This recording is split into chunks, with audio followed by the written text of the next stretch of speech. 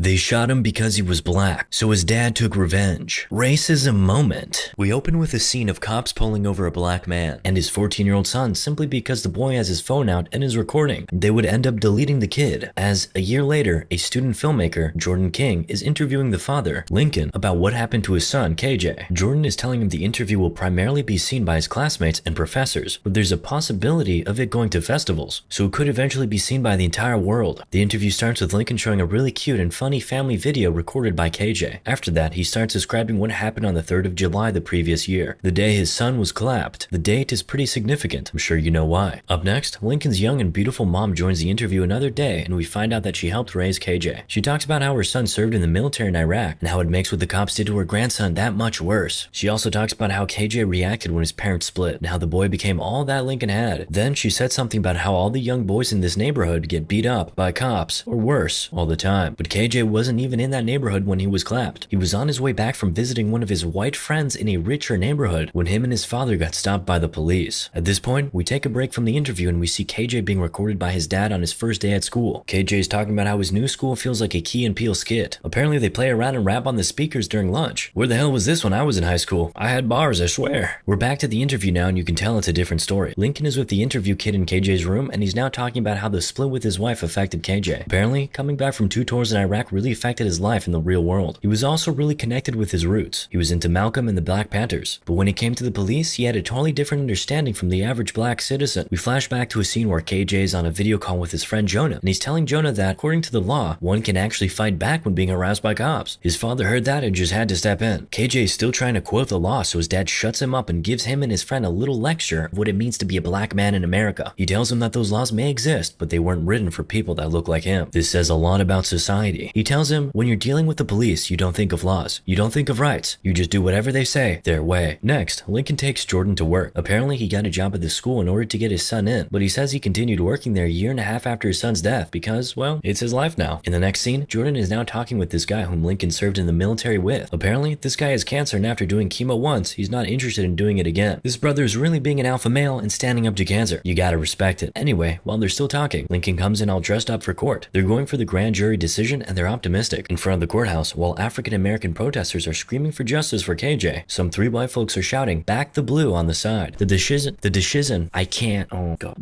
finally comes out, and heartbreakingly, but also unsurprisingly, the grand jury found no probable cause to file any charges against the murdering officer. He'll be resuming service like normal. This is all too familiar. KJ's mom is freaking out outside the courthouse while his dad pulls it together until he gets home. At home, he's puking, punching the walls. Anyway, that decision made by the grand jury led to chaos in the city that night. Buildings being burned, cop cars being smashed, properties being vandalized, absolute chaos. It was so bad that a cop was sent to KJ's mom to try and get her to make a statement to the public so the violence can stop. But KJ's cousin is having none of that. He's recording with his phone and asking the cop to get out of the house. He only stops for a bit when his auntie asks him to, but he sparks up yet again when the cop says some stuff about not being able to change the past. He's really going off now and he keeps recording and giving the cops a piece of his mind, even though the officer's raising his voice telling him to calm down. He tells the cops to leave his house and fortunately they do. That's an alpha male right there. Anyway, KJ's mom eventually does the press conference the police asked for. She's asking the people to stop the violence, but Lincoln's friend, watching on TV, doesn't like that at all. He's not mad at the mom though, he's mad at the system. Now we see a few throwbacks of little KJ, and then Lincoln and the interview crew in the car. Apparently, Tiana, KJ's mom, filed a petition to get the police chief dismissed. Lincoln tells Jordan they're headed to the courthouse, but in truth, they're headed to the greatest show of their lives. Lincoln asks Jordan to take over the steering, then he goes into a house. After some minutes, he comes out with that same police officer who was at Tiana's house. He forces the cop into the car, and they drive off. They're now at a place where Lincoln links up with some of his other military friends, and they're getting strapped up. One of the interview kids gets frightened and calls 911, but Lincoln quickly grabs her phone and smashes it, gives them bulletproof vests, and tells them not to stop filming at any point. These kids are about to make the greatest documentary ever. Now, they're all in the back of a bus. Machine guns everywhere. Surely one of them has to be named Kelly. Anyway, from the bus, they get into a police station, and boom, a shootout. But Lincoln tells the police officers that if they keep shooting, he'll off their captain. The captain also shouts orders at them, and they hold their fire. The cops drop their weapon and put their hands in the air as more police backup arrives outside the station. Then, Lincoln gets a one-on-one with the cop who clapped his son in a separate room. He's sitting across from him now, and the cop is saying he didn't mean to clap him. Now, Lincoln pulls out his semi-automatic, points it to the cop, and asks him if he's scared, if he's thinking of his family at that moment, if he's thinking about how he's too young to die. Of course, the cop doesn't answer. But seeing how agitated Lincoln is getting, Jordan tells Lincoln to calm down, saying this won't solve anything and it'll only make things worse. Lincoln eventually gets up and leaves. He's squatting outside the room when his homeboy comes and tells him the phones have been ringing nonstop. He goes to answer the phone phone and introduces himself as the person in charge and the father of the boy who was taken out by the cops on the 3rd of July last year. He says everyone is fine, and then when the person on the other end of the phone asks what he wants, he repeatedly says he wants his son and they should call him back when they have KJ. Then he repeatedly smashes the phone. Now we see the little film crew arguing. The girl wants to run away, but the guys think that's stupid considering there are too many machine guns involved. Lincoln now gets a call from Tayana, who's asking him to just come back home because he's all that she has that connects her to her son. She asks him to come back so they can start over. He argues for a bit, but while he's still trying to do some convincing, the police cut off his connection. A negotiator talks to Lincoln for a bit, and after the call, Lincoln gives instructions to round everyone up and tie them to the desks. He then gives a little speech about why he's here. Essentially, he's here for justice. He says Officer Randall, who made his son stop living, will be tried right here in the station. Lincoln goes and brings in some non-violent offenders who are being held at the station to act as the jury, and one of the cops is defending Randall. While he's addressing the jury, Lincoln is asked what he'll do if they find the cop guilty, and he says he doesn't know yet. Anyway, court is now in session. The two cops who were involved in the shooting that night narrated the story from their respective perspectives, but Randall was cut off when he referred to KJ as the deceased. Lincoln insists that the officer referred to his son by his name, Kajani Jefferson. Anyway, as the story continues, Randall says he, in fact, saw that KJ was reaching for his phone and not a gun, but they're taught not to de-escalate. According to him, once a gun is drawn, it's drawn. Okay, that's a wild rule for a law enforcement agency if you ask me. Now we're taken back to what exactly happened in the seconds leading up to KJ being shot. Lincoln then asks what happened after shooting, and Randall says he went home immediately after because that's protocol. After shooting, you go home and wait for your superiors to arrive. Anyone else think these are pretty crazy protocols? Just me? At this point, the defense lawyer cop says some BS that KJ might have been alive if Lincoln wasn't speeding and had the proper insurance card, at which point a member of the jury interjects asking, what kind of bullshit justification is that? Took the words right out of my mouth. The cop thinks it's crazy that a member of the jury is speaking, but Lincoln said, right here, anybody can speak. It's not the way it works in the court of law, but that's how it's going to work in the court of Lincoln. Respect. Perhaps we can call him Oprah Linkfree, because here, you get a voice, you get a voice, you get a voice, everyone gets a voice. So more people brought up good points and questions. The other cop who was present at the crime scene talked about black on black crimes and how they don't get as much media coverage as police killings. But a member of the jury shuts that down by saying this exactly. Nobody talks about white on white or yellow on yellow crime, so why is there a thing like black on black? I, for one, don't see color. I'm colorblind. But things get even worse when the topic switches to slavery. One of the cops says, the slavery thing is a cop-out. No pun intended. It happened. Get over it. Whoa, slow your roll, Yeezy. Not cool. A member of the jury asked if he'd say the same thing about what happened in Germany. I can't say the name, but you know what I'm talking about. And a female cop asks if he'll say the same about women's rights, but he says it's not the same. He turns and asks her if she's taking their side now, but she says she's taking her side. She says she's been through a lot in the force as a Latina woman. Surprisingly, the cold-hearted cop emphasizes with her and the Germany victims. But before you give him a gold star, this guy is still racist, because he still refuses to empathize with black people. A jury member points out his racism, but his fellow cop defends him by saying that they're not part of any racist groups. Lincoln's homeboy questions his logic, and boom, he hits us with a racist favorite line. I don't see color. Oh shit.